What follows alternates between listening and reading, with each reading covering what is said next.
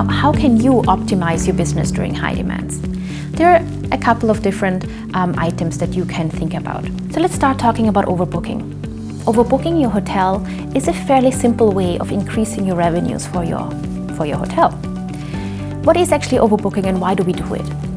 Well, we overbook our hotel, we accept more reservations than we actually have rooms available in order to account for the reservations that either no-show, they just don't turn up, for late cancellations or early departures.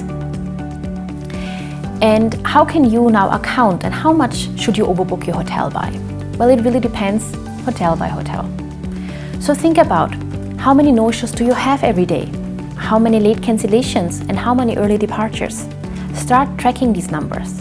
And once you have them, you know by how many room nights you should overbook every day. But it's not as simple as that. You as well should look at those numbers by day of the week, as you will see very different patterns for a Monday or a Friday or a Sunday.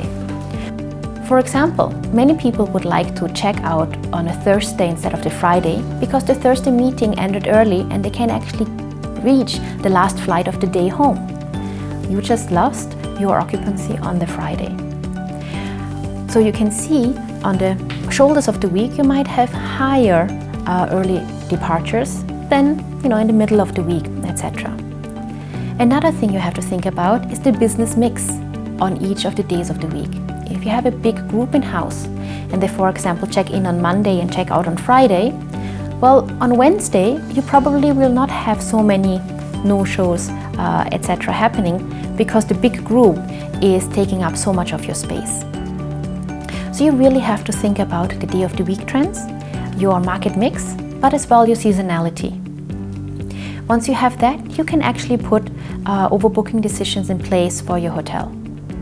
And because, as we all know, operations departments are always a bit fearful of overbooking because they don't want to walk clients. And it's not as if revenue managers would like to walk clients. But start small. Start with 1 or 2 rooms in your hotel. And then move up to build the confidence in the organization. And with that, with every room sold more, you actually can drive more revenues for your hotels.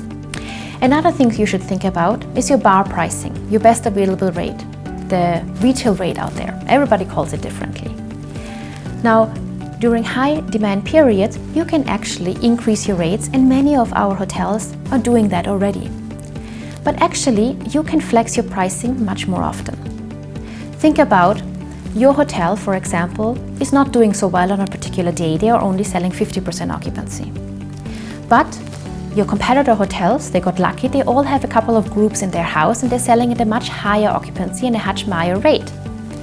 Now your competitors, let's say normally they're priced pretty much in your level, let's say $100. But because they are so much higher at the moment, they are selling at $150. Now at 50% occupancy, you would always sell at $100. Your competitors are selling at $150 because they are, let's say, at 80% occupancy. Now it's very easy for you to say, you know what, why don't I increase my rate slightly? Not go to 150 as your competitors because you have so much more pickup to be done, but just increase it slightly, and with every reservation you get an uplift of a couple of dollars. So for example, you at 100, your competitors at 150, price at 120. For every reservation, you will get $20 more than what you actually would expect with 50% occupancy forecast. And honestly, guests would still rather come to you because you're still $30 cheaper than your competitors. So those are the things you should start thinking about when pricing your hotel rooms. Another thing you should think about is lengths of stay decisions. Does it happen to you that one day of the week is sold out, whereas the others are not? Or that you have one day with very high occupancies and the shoulder days, the days before and after are a bit lower occupancies? Well, then you and your hotel might be a good target for lengths of stay controls. Has it ever happened to you that you tried to make a booking for, let's say, a Monday to a Friday stay, but you couldn't stay in that hotel because the Wednesday was sold out?